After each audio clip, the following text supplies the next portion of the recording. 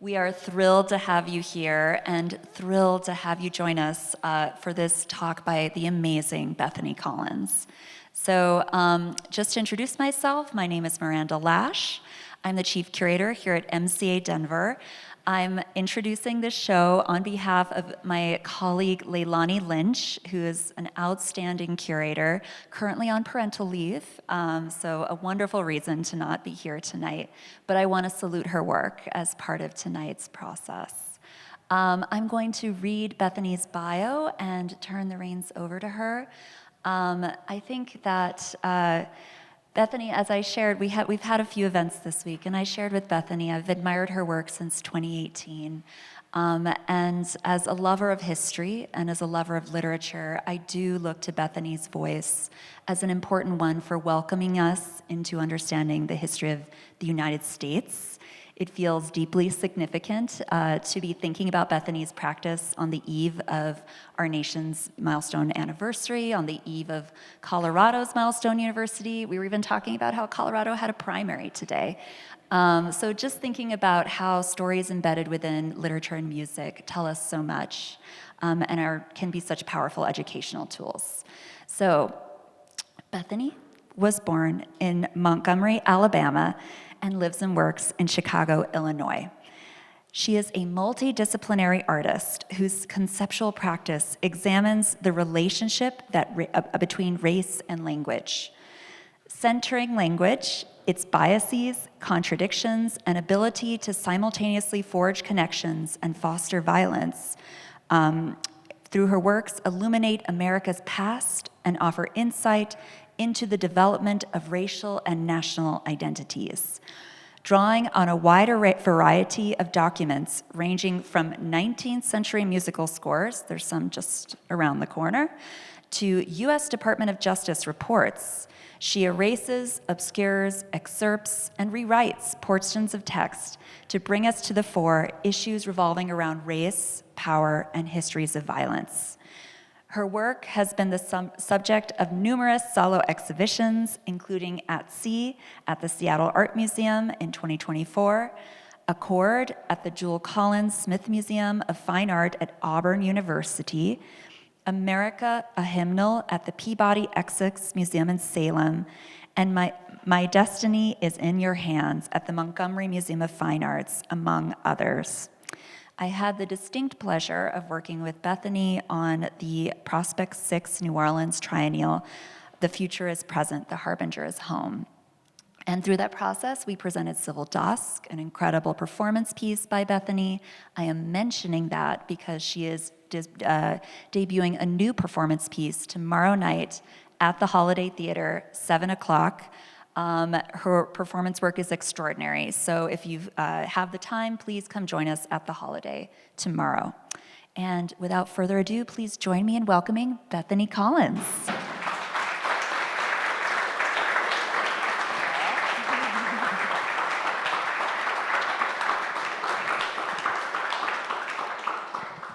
You see how my feet don't touch the floor. It's very tall. It's nice to be with you. Thank you for coming out. And I also wanted to say thank you to Miranda. Civil Dusk is actually my favorite performance that I've done to date. And I'm very excited to get to do something new and a little risky again with you all. So thank you to Miranda, because we got to work on that performance together before. And to Leilani, who is not here today, but for very good reason, and curated the show, The Deluge. And both of you and also the entire museum staff made it a pleasure. From brainstorming to install to opening to closing to performance tomorrow, a joy. So thank you, and thanks all for coming. I'm gonna start, I just feel really short. Let's get comfortable. I'm gonna start by talking about the works in this gallery, and then I'm hoping you will all walk with me at the end of our talk to look at the works outside. You can hear me fine? This is good, great. But to start, just generally, all of my work is language-based, as you can see.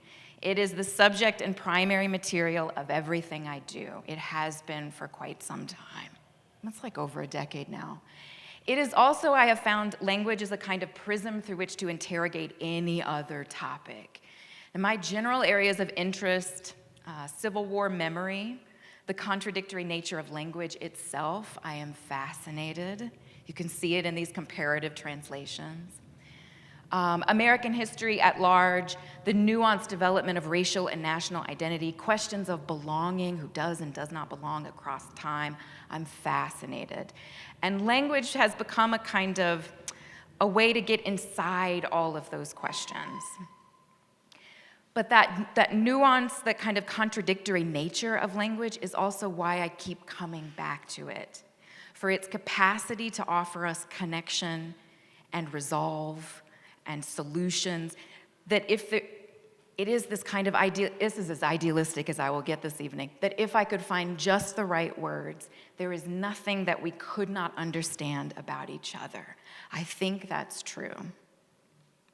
And I'm going to say the opposite, that language is a very human endeavor, and it will, like everything we do, at some point, it will all fall apart and it will fail. But that capacity and then that inevitable failure that language kind of posits back and forth between those two possibilities, it's why I love it and why I keep coming back to it in different forms over and over again. So I got to be a fly on the wall yesterday while Miranda did a walkthrough. It's very fun to hear somebody talk very nicely all about you and about your work. And Miranda started with a work that was not in the exhibition. I'd like to follow in her footsteps and do the same. So one of the first works I made after the 2016 presidential election, which all of this work comes after and out of, was actually, let me go back. I did what everybody else did, and I know this because we were tracking the sales of dystopian post-apocalyptic literature. They spiked. For me, I was looking in particular for the language of the end. Give me the language for a world I thought I understood really well that does not exist anymore. I want to know how other people have said that kind of loss, something you thought you had in your hand. I sought it. But eventually what I came to is Emily Wilson's translation of the Odyssey, this ancient text of exile and homecoming and feeling really weird among people who should feel familiar to you. Emily is also the first woman to translate the Odyssey into English, 2017. So Christopher Nolan's movie is coming out. I'm going to see it, but I don't know if I'm going to like it. But he does, I believe, mention that Wilson's is the translation that he cites and returns to most often. Of the 60 translations, all men, into English of the Odyssey, I'll just tell you, if you haven't read it in a while, hers is the best. It's speedy, and it doesn't dwell in the verbiage like some of the prior translators do. But my focus then in the work was in book 13, when Odysseus, after 10 years at war, and then 10 years weeping on every wrong shoreline he keeps landing upon, Odysseus, he finally stands on the shoreline of his own country, wakes up from a deep slumber, looks around, and has no idea that he's ever been on this land. He does not recognize his home. Longing and seeking, 20 years, doesn't know it. And after all of that apocalyptic literature that I read, that metaphor felt like the first time like a balm. When your homeland, and I should have known this because I grew up in the deep South in Alabama, when your homeland can feel utterly familiar and deeply estranging at the same time, the same place. That felt like that post-2016 moment for me as well. And so what I did was to start collecting and comparing translations of the Odyssey. My favorite moments, there's two actually, and none of this work is visible here, but it's interesting. So my favorite question that Odysseus asks of Athena, he wakes up, he doesn't know where he is, Athena greets him as a clouded, kind of disguised stranger, and he's still trying to get his bearings, and he asks Athena. In an 1852 translation, the translation of the question is, what men are born here? What men? By the early 2000s, I think that same Homeric Greek is now translated differently. Athena, what people live together in this place? Who dwells here together? The vote was 6-3 today. Yeah? These are questions of belonging sung through time. Men and people, I prefer the latter. Who was born here? Who just lives here together as a question of belonging? So so I'm comparing these translations. I write out the text. I print it and then rewrite it in graphite because I believe in a physicality of language and of knowing through the body. I grew up in an evangelical church where you had to show it if you believed it. That was evidencing your faith. And then we switched over to a Presbyterian church where it's really only true if you doubt it and grapple with it, and they can't clap on beat. So there's nothing of the body, but it's in the mind, And so there is an investigation of the text, but also a physicality that feels necessary, crucial to me. So I rewrite it, and then I erase everything except those opposing, contradictory, or differing translations of the same text. So with the Odyssey, there's another beautiful, beautiful differentiation. You would think that after 400 years of translations of this moment of not knowing where you are of Odysseus, that we would at least know what the water he's looking out on is doing. What's the sea look like? We have no idea. It has been translated as tumultuous and deep-voiced and booming and loud resounding, but also it was whispering and hoarse resounding and deaf. We have no idea what the sea was doing. Translators, artists, don't trust the translator. They are speaking for a time. They are speaking of a time. There is no authority inherent to the text.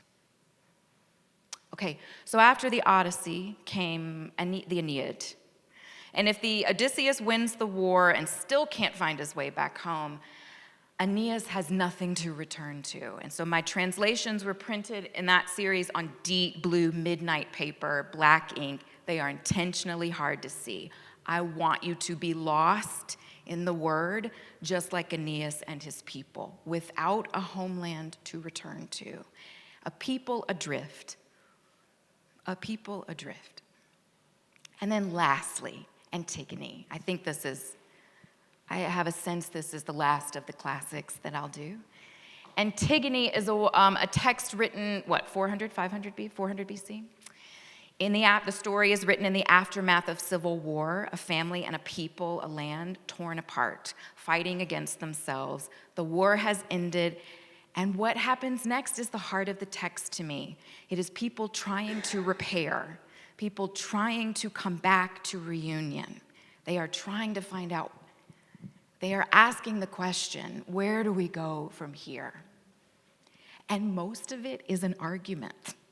There is no agreement in that text, too. It's just different people arguing about how do we do this better this time around. I'm going to read you this one, but I don't have that good eyesight.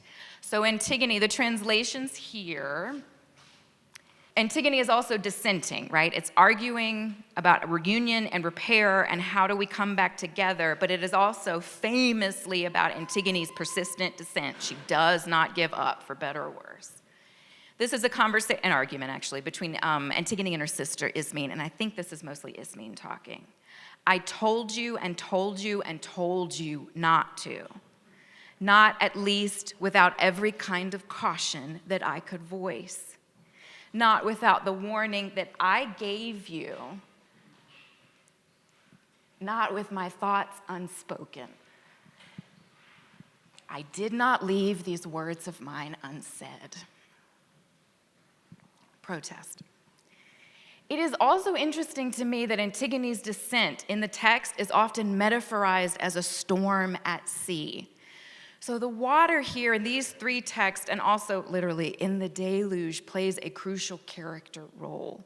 These are stories and questions sung across time and across seas, and they keep coming back to us again and again. And here we are again. I had a studio visit recently with a curator, Bianca Manu, I believe.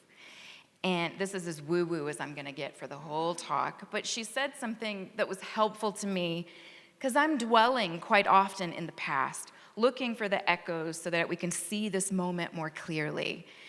And I was starting to feel like, am I living in the past too much? And I posited this to her, and I'm talking about the echoes from Melville writing Moby Dick in 1851, warning us of exactly what's happening in 2026.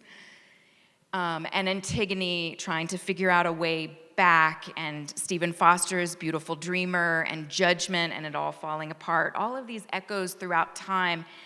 And she said something it felt kind of merciful to me, a different way of thinking about time. She said it's not so much that time or history is doomed to repeat itself. It is that time, this is as woo-woo as I will get, it is that time is longing with us to progress.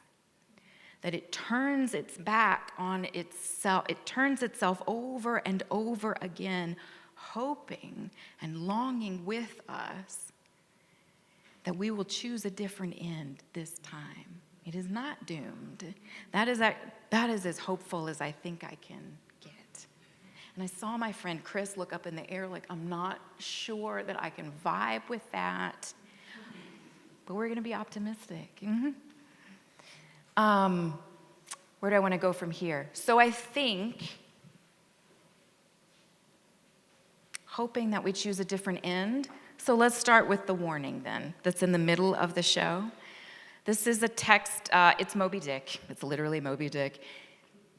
But I'll go backwards. So there's a conceptual artist, Alan Ruppersberg. He's working in the 70s. He rewrites by hand Thoreau's Walden, which is called the Bible of Solitude. It's like going back to the land and to being by yourself to figure out how to be human in the world again. So Ruppersberg rewrites that text and calls it that transcription of another writer's words, the most intimate act, the most kind of intimate conversation you can have with an author who's no longer with us today.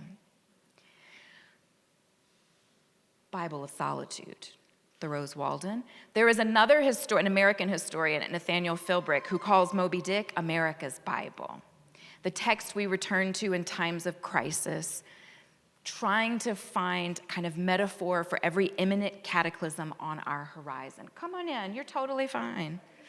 I'm in jeans, we're casual. And supposedly you can then open it up and point to a moment, and in there should be a metaphor for what we are facing, whatever is on our horizon, Moby Dick. I don't know about you. When Moby Dick was assigned in high school and I pretended to read it, my teacher said, it has nothing, don't be deceived by the white whale. It has nothing to do with race. The warning, though, in Moby Dick, it's full of warnings for us. Overconsumption of the sea, the obsessive pursuit of oil, following the lone madman who's obsessed with vengeance and whiteness until the whole ship goes down. If that is not for us, what is? Melville is writing this text in 1851. Lee and I also went to I'm just calling them out because they asked me not to, and this makes it fun for me. Lee and I went to Melville's house in Massachusetts and saw the desk that he wrote Moby Dick from. And you could look out of his little window and see the mountain that's shaped slightly like a whale. It's lovely. What was I saying? The warning. Yeah.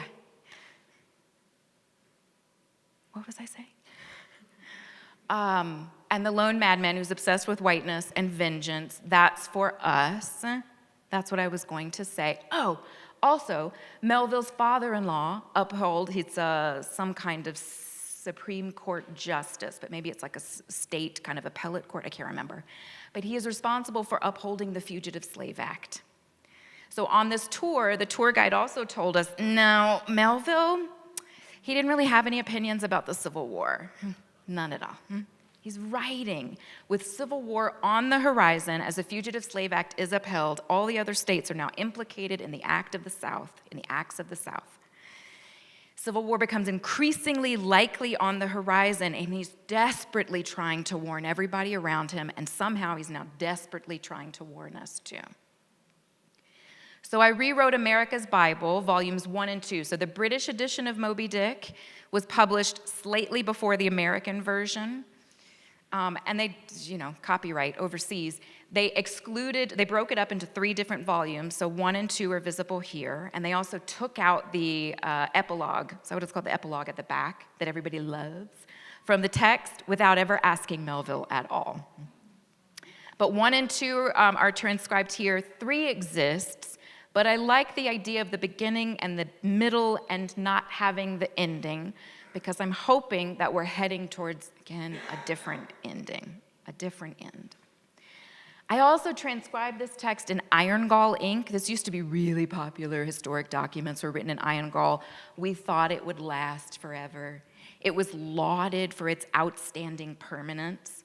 But that same material that gives it its deep binding effect is also responsible for what conservationists call an inherent vice. Decades or a century from now, many texts that are written in iron gall, and this one as well, may literally burn itself through the page. Oh, thank you. I like that gasp. And so what's around the text will be slight scorched marks. I suppose that you could still read the document, but everything will be missing. It will burn itself away. Maybe.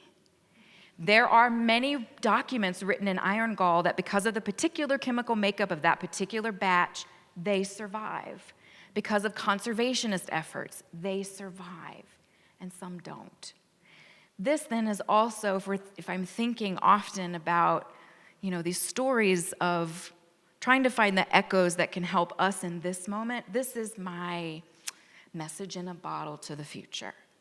Most of us, I don't think any of us will be here to read 100 years from now when this text finally completes itself.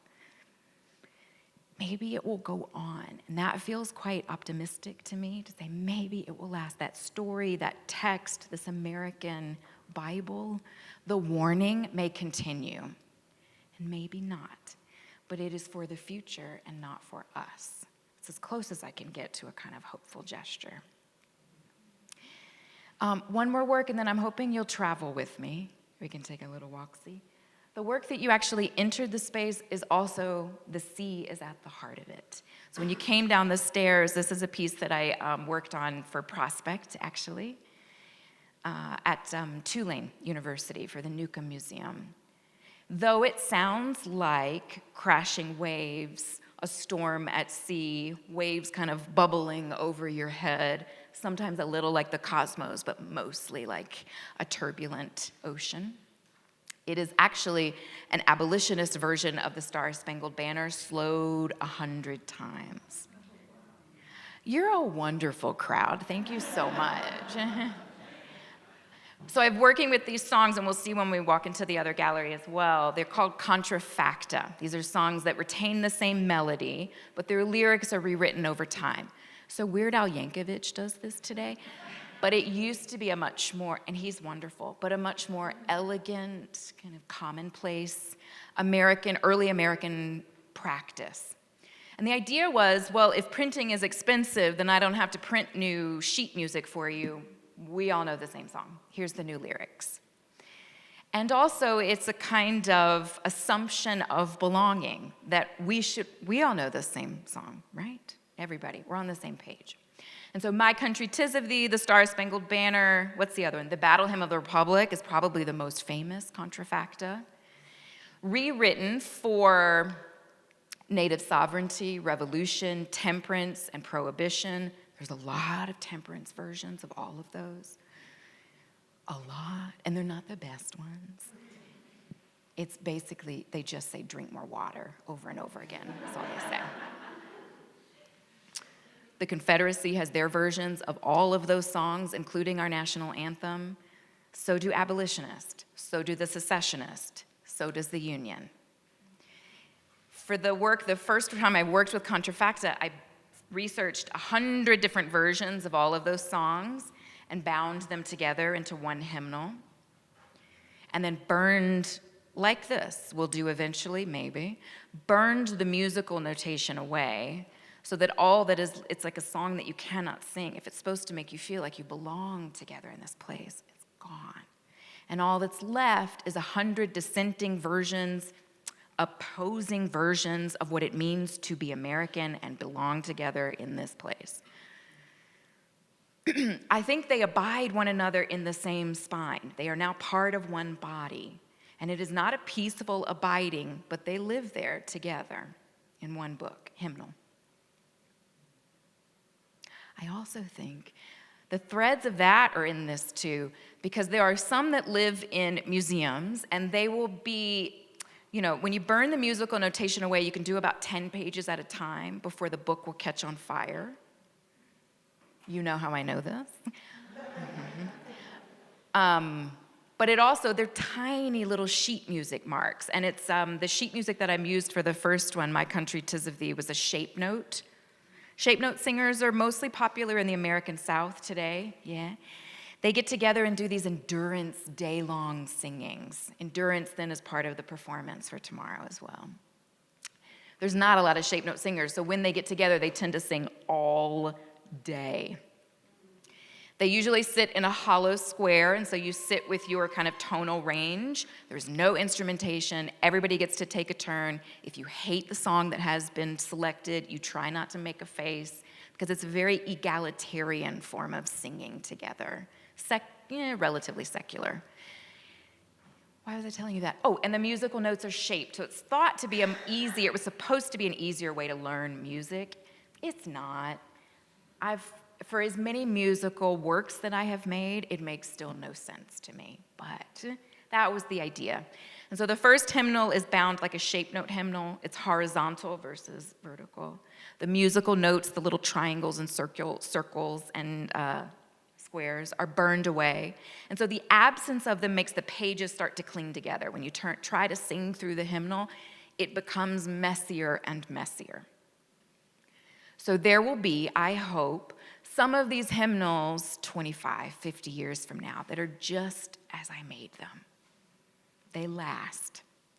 And there will also be, probably in private collections, people who are actually turning the pages every day and letting people who visit their house, they just have the hymnal out on their dining room table, coffee table, that they will be in utter disrepair, illegible and unsingable, and that both of those possibilities exist. Then to me, the work is complete.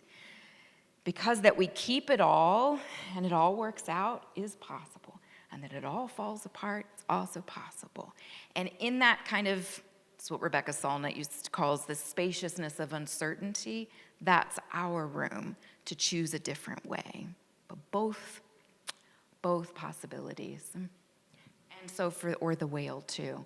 Did I tell you it was Or the Whale, Moby Dick? The British edition, they called it Or the Whale. They liked that or and a different title altogether. Prometheus was called, Frankenstein, or The Modern Prometheus, a much better title. Will you walk with me this way? The last two works that I want to mention, we'll start with Beautiful Dreamer, 1 through 10. I saw these circular score forms in the Morgan Library. I think they were Haydn's 10 Commandments. And so he made each of the 10 Commandments into a circular score, this never-ending loop of music that comes back on itself endlessly. You can end it, but it looks endless, infinite. And so I've been working with these musical scores, often taking contrafacta. I've worked with Dixie as a contrafacta. Some of those called old, like Old Kentucky Home by Stephen Foster. A lot of these old American songs that, again, were rewritten for different causes over time. So I usually choose those different contrafacta. Beautiful Dreamer, actually, I could not find any differing versions for it, but I wanted to work with it nonetheless. Beautiful Dreamer is written by Stephen Foster. I think it's published in 64, maybe 65, so right at the end of Civil War. It might have been written earlier, but it's essentially in the midst of Civil War comes out this love ballad by Stephen Foster. Do you know Stephen Foster's music? He's called Godfather of American music. But he was the first composer to be able to make a living on his music, and I think that's where the term, and a lot of our kind of old Americana songs, Yankee Doodle Dandy, that one, Stephen Foster. But his love songs, his kind of love parlor ballads, that's what he tended to be more well known for during his time. Beautiful Dreamer is one. It's a little poetic, so which always means it's a little cloudy and obtuse, hard to find meaning in it to me. But it's essentially about a lover that has passed, and he is beckoning and longing for reunion. It's written in the middle of Civil War, beckoning and longing for reunion. I also, though, worked with a composer, I can't remember which one it was, who I've worked with several times. It's probably on the details list because it's not going to come to me. And we inserted Dave, it's Dave Ragland in Nashville. We inserted snippets of Verdi's Requiem. So this song of, in particular, the movements Disere and Libere Me. So these movements of Judgment Day and confession and repentance, these as before the verdict comes, these as necessary then towards reunion. If all that Antigone is arguing for, dissenting, to be able to bury her brother, to adhere to the old laws, to be governed by the chorus and not the lone figure, all of that, as necessary for repair and to come back together, to be governed together again, if that's what Antigone is arguing for, inserting Verdi into Beautiful Dreamer to imagine a new form of us together, to me requires confession and an articulation of wrong, what we did wrong this time, so that we don't do it wrong yet again. On top are drawings of tear gas deployed against protesters during the summer of protest in 2020. So I'm often looking at images of newspapers from like when I worked with Old Kentucky Home, I looked at the Lexington newspapers so that I could see not just the New York Times images of national protest, but local images of protest. These histories collapse on themselves, but I am choosing to think more like Bianca than of my old mind, that it is not history doomed to repeat itself, but to give us another chance to do it a little bit different this time around. The last work I want to show you, can we get cozy? Can we get cozy? So I worked recently on a show, the Monuments exhibition in Los Angeles. For that exhibition that was begun by Hamza Walker and then also curated by Bennett Simpson at MoCA LA. But the idea was Hamza's, and so as a lot of those monuments were coming down after the protest or during those protests during 2020, a lot of the cities and townships did not want them but didn't know what to do with them. They got rid of them as soon as they could because they knew, again, that cycles and administrations would come back around and someone would want those monuments again, and up they would go. And so a lot of cities were like, let's get rid of them as quickly as we can. Hamza then petitioned a lot of those townships, give them to us. We will give them to artists to make something anew. He did a lot of work. It was a lot of tiresome work that he put in just in that initial phase before knowing that it would be an official exhibition. I hope you can tell there's a lot of, I think he deserves a lot of praise for that work. It was a really hard show to pull off. So I got the base of the Thomas Stonewall Jackson Monument that was installed in Charlottesville, Virginia. It is not the monument that a lot of the Unite the Right protest, whatever they did with their tiki torches happened around. That was the Lee Monument. And so that monument got a lot of pushback when it was coming down and a lot of press. Stonewall didn't. There was a KKK rally right around that monument as it was proposed to be decommissioned, but that rally didn't get a lot of press, and so it came down a little bit quieter than Lee did. It's a man on a horse. It's Stonewall Jackson on a horse leading the charge. But I didn't, that part is a form of metal. It's interesting, but I wanted the pink granite base, the thing that had upheld Stonewall, all of its ideology on the landscape for a long time. So Hamza gave me the pink granite. I had never done a big sculptural work before. It was my first. It was a lot of trust, and it was one of the hardest works I've ever made. I almost said a cuss word. was the hardest work I've ever made. Speaking of Antigone, who Hamza also mentioned to me before I started working with it, she talks a lot about the curse that can roll over generations. If it is unresolved, it just continues on and on and on. And I know that granite had something on it that resisted transformation for years. That monuments exhibition was actually postponed, and I was probably the only artist who was thankful because I needed the extra time. Everything that could go wrong with that stone did, but I won. So what I did was to take that pink granite of the base of the monument and to work with carvers mostly in Vermont. And we recarved that base into pink Carolina rose petals. So I've worked a lot with florography. This is the language of flowers. Like today, if I send you yellow roses, it means I just want to be friends. Mm-hmm. But florography was, enjoyed a resurgence in the 19th century, mostly Victorian era England and France as well. Actually, in the US as well, at the turn of 1850s to 1920s, there were at least 98 different flower dictionaries in circulation.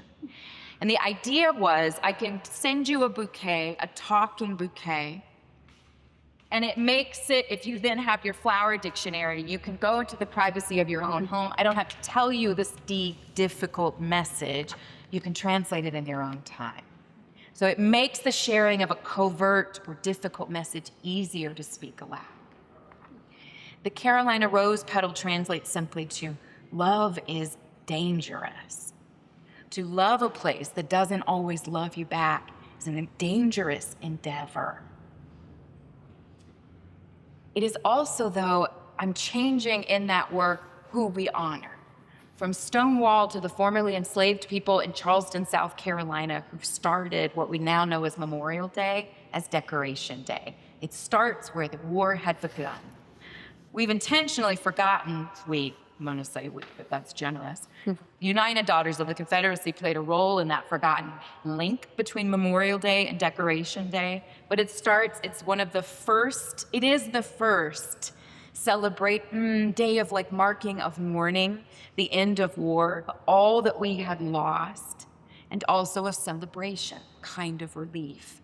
And it is begun by formerly enslaved people in Charleston, South Carolina. First, 300 Black men reinter the bodies of Union soldiers who had given their lives to the cause. These Union soldiers had been buried in a particularly brutal prisoner of war camp into one mass grave. These formerly enslaved Black men reinterred each of their bodies individually. Then they made a white picket fence to surround the new cemetery that they had made and an archway above it. They made it beautiful, an honorific of sacrifice. And then 300 Black women in this mutual aid society, they called themselves the Patriotic Association. They planned and organized and processed through town with 10,000 Black, is it 3,000s, okay, of Black school children newly enrolled in freedmen's schools. And the school children and the women, everyone was carrying baskets and armfuls of flowers, wreaths, and crosses to the cemetery. There was a reporter there that day that said, by day's end, not a speck of earth could be seen beneath the holy mounds of flowers. And then they sang, and they spoke to one another, and speeches were given, and they broke bread, and they ate together. And it was a day of mourning, but also of utter relief. And I find it remarkable that of all that stood before them in the immediate aftermath of war and true emancipation, of everything they had to do, that they also somehow knew that they needed a ritual to house that grief. And so they made it entirely anew, and that becomes our Memorial Day. So 100 Carolina rose petals. This is related. I went on a tangent for a purpose. In that recarving of the pink granite base, a lot of dust is cast off. There's also, speaking of curses, a lot of carvers do not want to work with granite anymore. It has a really high silica content, and so it's particularly toxic. It's a hard stone. Many of them prefer like a nice, soft, beautiful limestone, but granite is what we had. Pink granite. And so I asked the carvers that I worked with to save that dust that was cast off and transforming the stone from one thing to the thing it resisted into another, to save it, and then I cast it into these new forms. So this is an architectural element from the oldest Black church in my hometown of Montgomery, Alabama, Old Ship AME Zion. Played a really critical role during the Montgomery bus boycott, hosted a lot of Black leaders and speakers, but also was just a congregation. It's the oldest Black church in Montgomery. So it's a congregation that even during the nadir, right, which most historians would call the 1890s, a congregation that cared for its people and for one another during the worst of it, then and again and again. And so not only did I want to honor Decoration Day, I wanted to honor a space and a site and a people that chose a different way. So these particular rosettes, there are 12 columns that surround the sanctuary of Old Ship AME. It's beautiful. Yeah. And then atop these columns are compass leaves, which represent renewal, and then also rosettes. And the rose has a myriad of different translations. Meet me by moonlight, you have listened to scandal. Please believe me, I will try again. 100 different translations. It's also the national flower. And so I wanted Love is Dangerous, both the recarving, but also the remnants, every inch of that monument, to no longer uphold that ideology, the traitor on the landscape, to do a different thing. And so this time around, it is honoring a place and a people who chose a very caring and loving way, quite different than what it started as. I think I'll stop there. Yeah. Did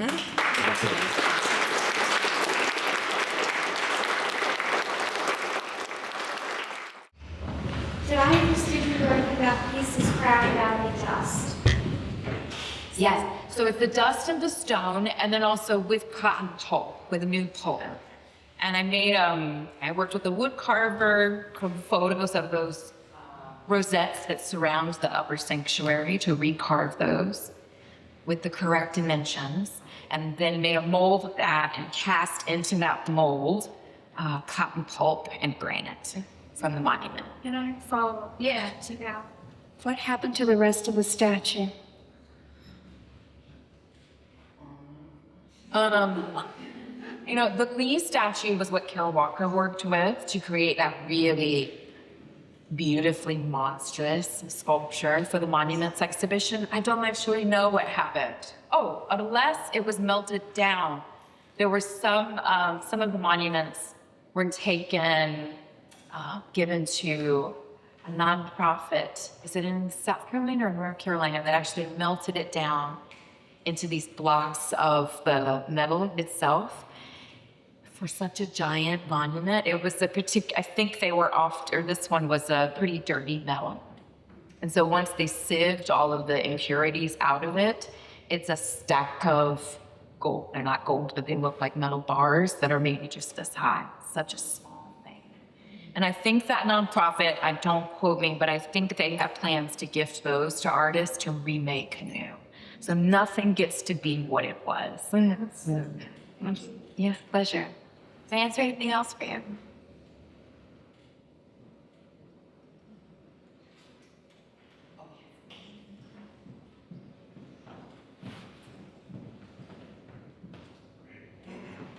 Thank you. Everybody hear me okay? I tend to project, so I'm always afraid of microphones. So I was curious if you could just share a bit more about your reading practices, particularly the reading practices that led up to these compositions, but also how the different compositions, like with Antigone and with transcribing Moby Dick, like how the process of composing these pieces in their distinct ways shaped or reshaped your own relationship to those texts. I'll try. Moby Dick and the Odyssey, when they were assigned to me in school, I skipped both. But Emily Wilson actually had an interview in the New Yorker, maybe it was the New Yorker, and it was such a good interview where she talks about being asked over and over again, why another translation of the Odyssey? And she's like, did you ask the 60 male translators this question? And I'd be like, did you ask Christopher Nolan this question? You warned me. And she talks about the contradictions in the first line of the Odyssey, and it finally made me want to read the text. I think the word is polytropous, and it's the first line where we're trying to get a sense of who is Odysseus before we read this really long and big text. Who is this man? And that word has been translated, I would think, 20, 30 different ways, with other translations just repeating other people's contradictions. He is, and they're positive to negative interpretations. He's cunning or shifty, mischievous, tossed to and fro by fate. He's a hero in some. Emily Wilson finally says, he's a complicated man. And I thought in that one word choice that she managed to summarize everybody else's translations before him. It's a complicated man. It's a complicated place. There's no one word that will ever do them justice. Except copy. And it made me want to read the text. So for the Odyssey series, I started with her text and read it beginning to end. And then I gathered, and I think I have 12 different translations of the Odyssey, and then just started comparing against hers. So I used hers as my kind of, is bulwark the right word? As a ballast? I'm saying a lot of B words that I don't know if they work. And yes, my compass. Thank you. And compared against. And then I'm always only book 13, so there's a lot of boundaries around it.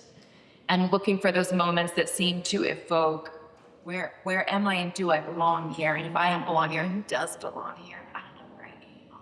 Always that. But the other kind of formal choices, I tend to adhere to a lot of strict rules for myself so that I don't have to make as many choices every single time.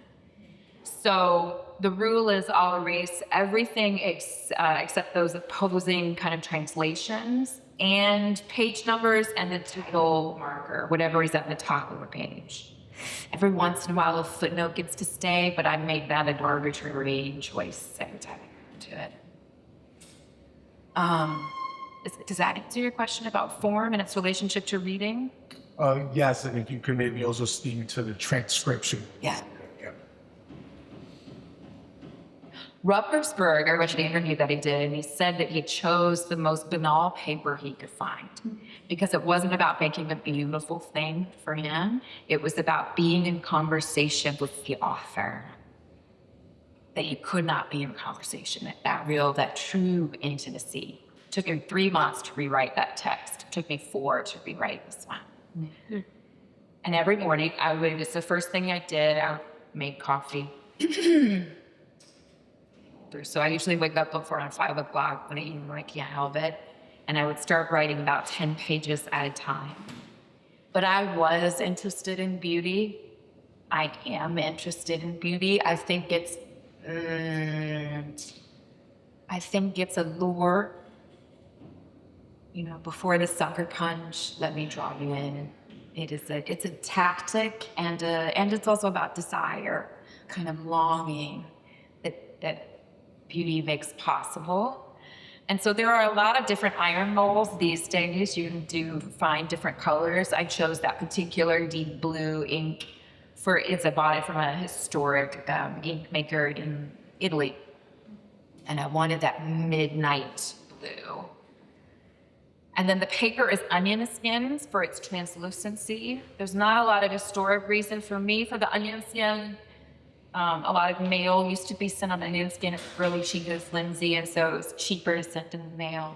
But I like it for it that you can see, thinking about the circles again, repetition, that you can see the final page through the end.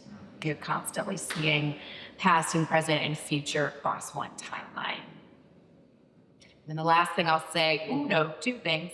The house for the book is made in the fashion of, it's supposed to feel like biblical. The black covered text, America's Bible.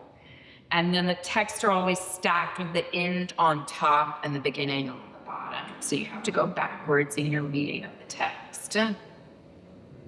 Those are my formal choices. I like that question. Thank you. Yes. Thank you for this talk. It's wonderful.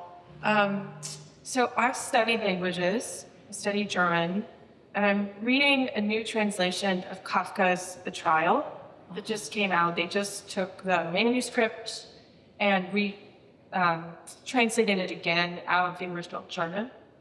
And since I study German and I study English, I was curious because the way German is structured is sometimes different than the way English is structured, even though they're related languages. So what I was curious about with the Antigone text and the Odyssey and everything is, what are your thoughts on diving into the original language? Oh my God. It's like, I know it's big, but like, I think there's a distance between us when there's any translation that doesn't matter. Yes. And so I'm curious about your thoughts on that. Yeah. I think that's true. I think there is distance between us. I was listening to a podcast about translation, and they mentioned, who is that? I'm just like an artist who had only 2 photos of them ever made. One he was smiling and one he was frowning, and we only know the frowning one. That's the one that we kind of tend to think of him for. But he was also smiling.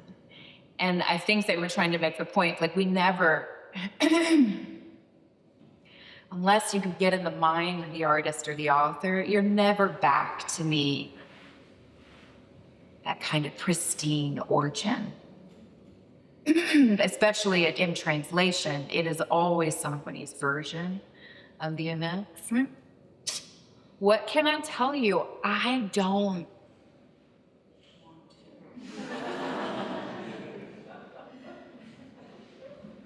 I mean, that's not true. I would love to work with translators. I think that would be fascinating. But what's most interesting to me is the contradiction. You know, I've mentioned those 2, not a really religious person. I don't know if you picked up on it. But those 2 churches that I grew up in, they are very different ways of thinking about the word. They are 2 very different ways that I have somehow digested to think about the word and sense making.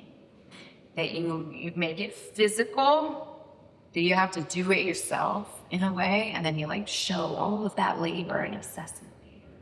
And then also that you grapple with it intellectually and internally, and you wrestle with the text. And I think the work does both of those. But that is my earliest like register of, oh, I really love language, but I love language because it has inherent contradictions. And I want to show you 10 things, and I want to show you the 2 photos of the artist smiling and frowning, and so you don't know the full picture until you do the 10. But the origin thing, I don't know, it doesn't hold as much pull. But we can do a project together. Do you have a question? Yes. How do you decide what to read? For work? How do you decide what to read personally? I mean, that's a really difficult thing, and I didn't read the translation when it came out, but I want to do that. How do you decide what to read personally? And when you're reading something personally, what happens? Because this is incredible. Thank you. I like a lot of sci-fi text. I just like, yeah. I mean, just for as many epics as I've done, I actually don't enjoy an epic. I'll tell you this. They're recording, but let's say it's a secret. I actually don't love the Odyssey. Sorry. And I didn't love reading Moby Dick. I think, particularly for work, I think there's something about, I want to know why so many people and artists love it. I want to be in love with the text that way. And so I do the most laborious thing I can do to feel invested in it and get to know it. I love the metaphors. It's kind of like SNL. It's more fun to talk about than to watch. I like the metaphors. I didn't actually, it's not my favorite text. When I was reading all that post-apocalyptic literature, like I love this tiny text by Micah Perks. When I was looking for the language of the end, I'll spoil it. The end, and you don't know what it's about, but at the end, she describes the end of the world this way. The hem of the world has ripped open. The seam has broken. And things I cannot fathom have fallen through. Yeah, that's all I needed. And last thing, you remember that. Yeah, please share that with us. It is beautiful. And yet, in all of those otherworldly texts, I find something of that comes back to the word. It almost never fails. In my personal reading, it always comes back. And yes, do we have time? Yes. Yeah, time for one more question. Okay. I'll go back to two words that you mentioned earlier. Congregation and compass. Yes. And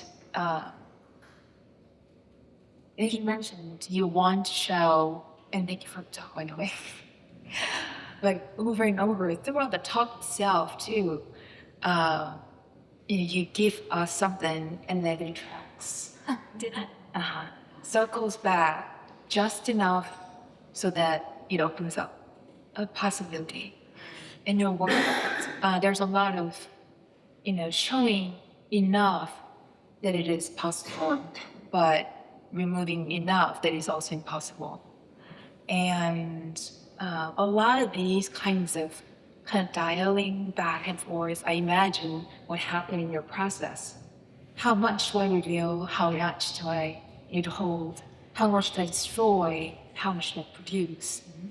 And then also to think about the viewer's interpretation process. Makes sense just enough, but also getting lost abundantly enough, this kind of sea of knowing and not knowing, or not knowing so that we can imagine differently, and so forth. So I wanted to ask you about this maybe compass that you have internally to dial this level of complication, if you will, like how much it feels right to you. Like what is this tension that clicks? Okay, this booking has fit. That's a lovely question.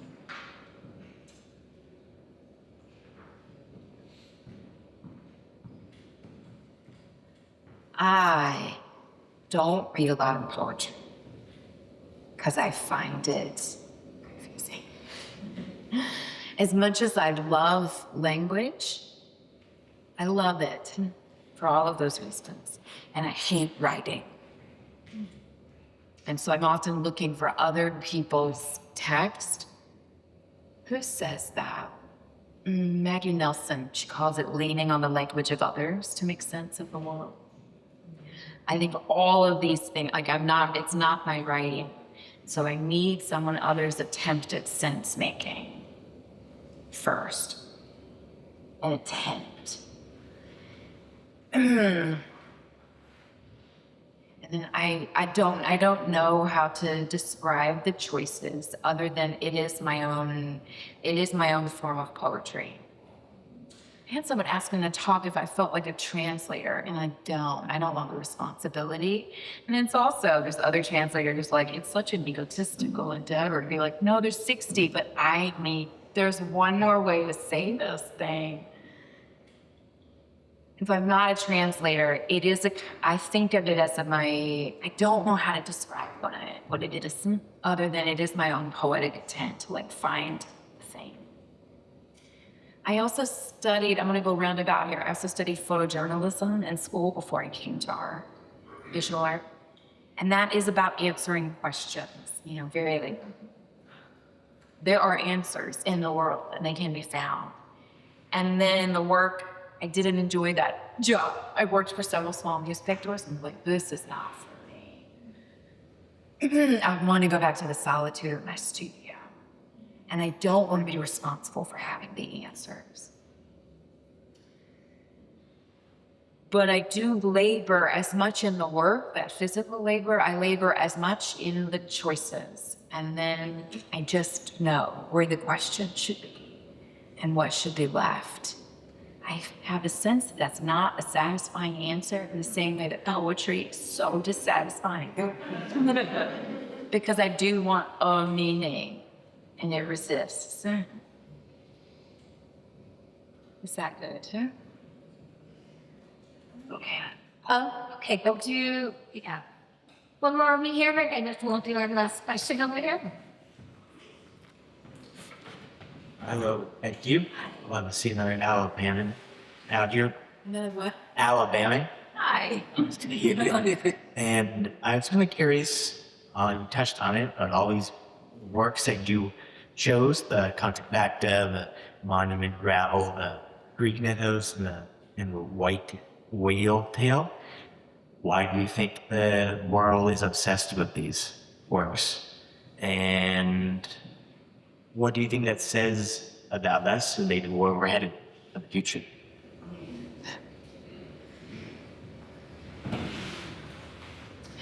Every once in a while, I meet somebody who really enjoyed reading Moby Dick. I don't know. I know that I don't know why people are obsessed with these particular texts. I could imagine it's, well, that feels hypocritical to say because I made a lot of antiquities in here. So obviously I'm obsessed with it too. I think the metaphors and the way they speak to our moment is really tempting. To believe that the past can speak to now is a kind of tantalizing proposition because it makes you feel like, I think it makes you feel like you can trace something back as far as you could get to the origin, and that origin makes the current form make more sense. Huh? You know, it gives shape and boundary to this thing that is really hard for us to see fully in it. So Filbert would say that we like Moby Dick because it keeps warning us, and so we can keep opening it up and kind of peer into the future. That it has specific American warnings for us. So if we read it closely enough, there's some kind of hopeful gesture that may be able to turn out differently. And that every time only Ishmael is left, the story is left at the end. I feel like this question goes back to like why people are obsessed with this text. I don't know. That's the answer. I don't know why they loved it. I'm trying to understand it in the working. But that's not you. I mean, I've done a lot of Odyssey works. And I wrote all 3 volumes, 900 pages of Moby Dick across 4 steamers. I don't know. But that's love. It's the most profound thing I'll say. I don't know why some people love other people that they choose to be in partnership with. I have no idea, but they love them. Just not a text. Was there one more question? Yes, I don't think it could. Hi, thank you for your work. You are magnetic. I remember listening to like This American Life or something. They were talking about how that Jillian and Beyonce were devoid of the word blue. Like they didn't know blue skies and no blue water, so that they were wondering if he or Lewis could even see blue, and it chose blue to write. And I don't know if there was any veracity. Did you find that to be true? There's a lot of wine dark seas rather than any mention of the blue. Yeah, that's true. I keep coming back to, there's an old dictionary, I'll just end with this. There's an old dictionary that I did from an earlier work when I was at the Studio Museum, where I read through the dictionary looking for all the idioms that mentioned, or the entire text, that mentioned black and blue. And then I would erase that from the text. Or another dictionary, I was looking through and erasing every single mention of color. So it's a text without any color whatsoever. And then this is Midnight Blue and the Aeneid of Midnight Blue. I think for me, whereas Thoreau's Walden was turning like to the land as the knowable thing. The blue for me is the sea and the storm and the unknowable, unfathomable thing that you sometimes can't see through. And on we go. Like we're still on the ship. I think I've often come back to it for those reasons, but also because it's super poetic. It has meanings. I actually did a piece where I wrote out a definition of blue. It's like a sailor and a uniform and a skin and a pigment and a sky, but also baleful and puritanical. And the farther you get away from hearing the word blue, the stranger the word gets. It contains it kind of feels like it contains a multitude. Thank y'all so much.